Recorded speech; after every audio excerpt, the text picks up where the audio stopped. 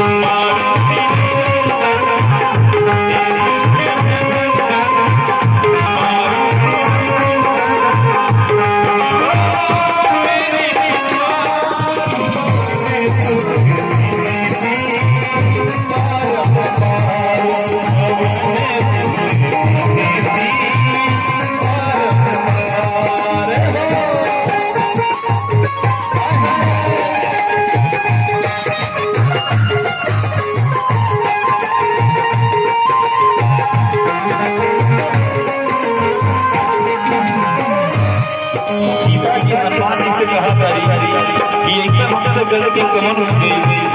जो हमारे स्वामी हमारे एक बार कहा तरी वो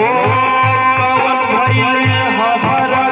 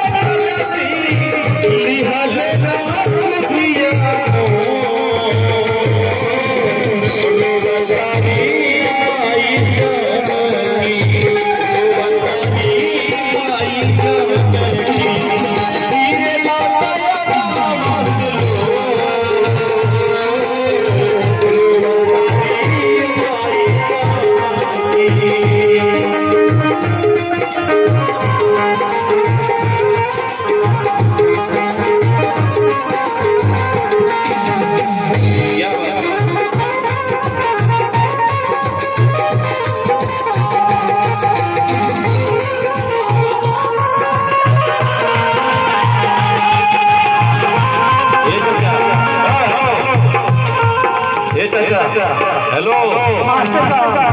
मास्टर साहब जा रहा है क्या? 2 मिनट बस 5 मिनट आरती करवाने इसके बाद आप लोग चले जाइए। 2 मिनट सब हो गया 2 मिनट। अरे भाई हम जो राम का चिराग घर जाएगा हमने क्या किया कहना है। वाह बाबा क्या कह रही है कितना ले सही हम पतिया अच्छा नहीं लग रहा गाना अच्छा लग रहा है तब आप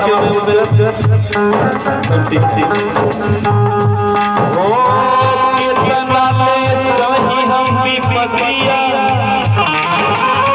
सीता जी इतना कष्ट में ठीक लगता है हमें रावण हो जाता है ये सुंदरी मेरी हो इतना संकट सही वहां पर रहकर चाचा जी कहना क्या है ओ कितना ले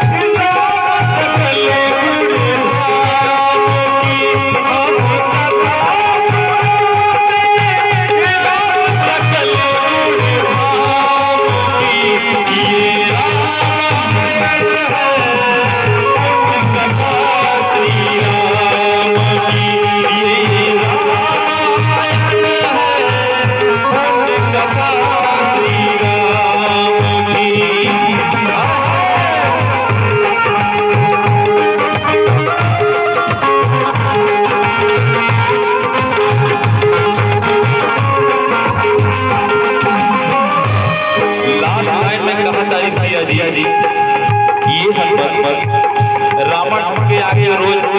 चरवावे ला कि वो बनवासी लोग हमारा क्या कर पाएंगे, क्योंकि सीधा इस सात समुद्र पार लास्ट लाइन में कह रही